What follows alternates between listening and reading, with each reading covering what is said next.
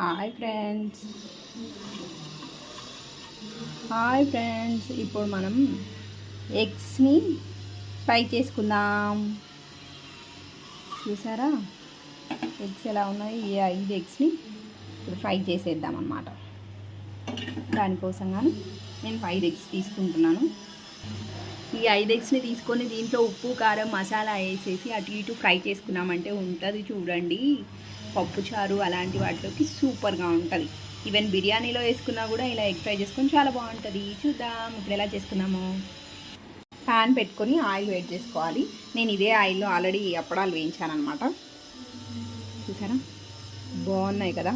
కొన్ని అప్పడాలు మా అక్క పంపించింది, కొన్ని అప్పడాలు మా అమ్మ పంపించింది. ఎర్రగా ఉన్నాయి మా అక్క పంపిస్తే, తెల్లగా ఉన్నాయి మా అమ్మ పంపించింది అనమాట. మనం ఎప్పుడు అప్పడాలు చేసుకోవడం తెలియదు, ఎప్పుడు వాళ్ళు పంపిస్తే తినడం మాత్రం బాగా తెలుసు.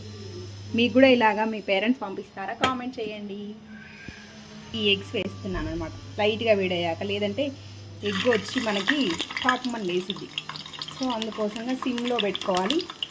ఈ 5 ఎగ్స్ని వేసేసుకోవాలి. వీటిని వేసుకొని కొంచెం రెడ్గా అయ్యేంత వరకు ఇలా అటు అటు కలుపుకోవడమే. లైట్గా హీట్ అయినప్పుడే వేసాను నేను. మరి ఎక్కువ హీట్లో ఉన్నప్పుడు వేసామనుకోండి హాట్ మన లేస్తుంది అన్నమాట. దానికోసంగా యాక్చువల్గా వీటికి కొద్దిగా ఫస్టే ఘాట్లు పెట్టుకోవాలి.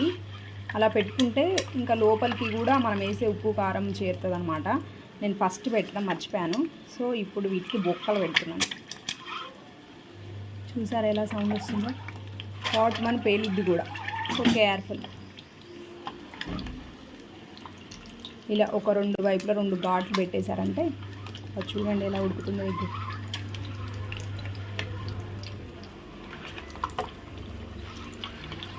ఒక సైడ్ వేగిన తర్వాత ఇంకో సైడ్కి తిప్పుకుంటూ ఉండాలి.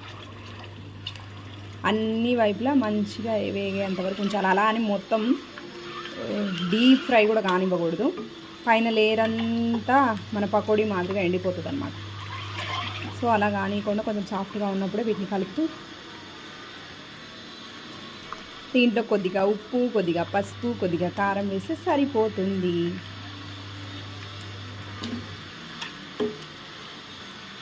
నేను ఇంకొక పని కూడా చేస్తున్నాను ఇందులో. ఏంటంటే ఈ ఉప్పు కారం వేసిన తర్వాత ఎల్లిపాయలు కూడా దంచి వేస్తాను, కొద్దిగా కరివేపాకు కూడా వేస్తాను.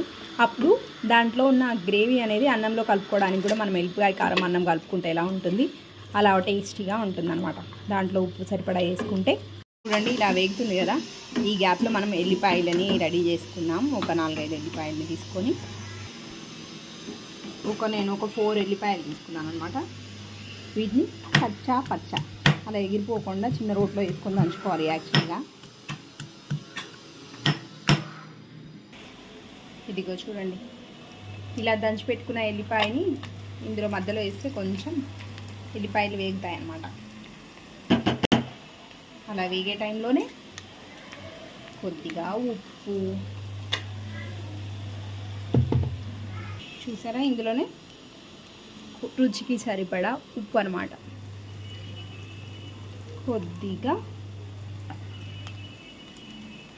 పసుపు, మరి ఎక్కువ వేసుకోవద్దు పసుపు.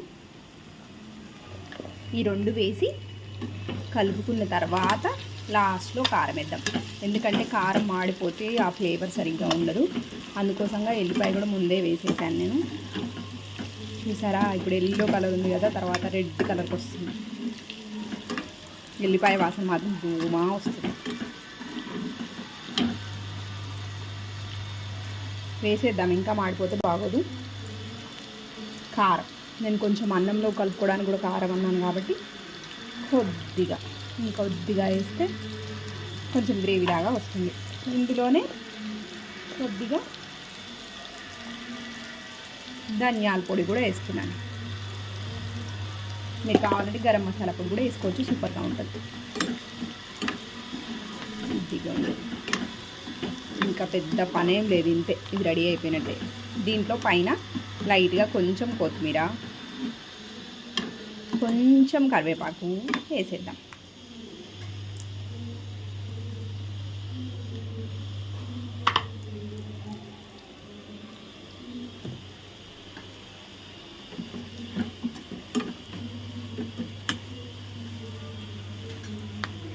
బుడ్గు బుడ్గు అంటుంది కదా, ఆ టైంకి కొంచెం కరివేపాకు కూడా వేసేసుకొని బంద్ చేసుకోవడమే.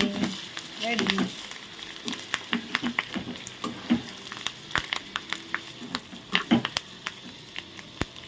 రెడీ అయిపోయిందనమాట. ఎంతో టేస్టీ రుచికరమైన ఈ ఎగ్స్, బాయిల్డ్ ఎగ్స్ ఫ్రై బాగుంటుంది. అందరూ చేస్తారనుకోండి, నేను కూడా కొంచెం వీడియో చేద్దామన్నట్టుగా ఇలా చేస్తున్నాను. సూపర్గా ఉంటుంది. ఇంకా ఆలస్యం ఏంటి, తినడమే పని.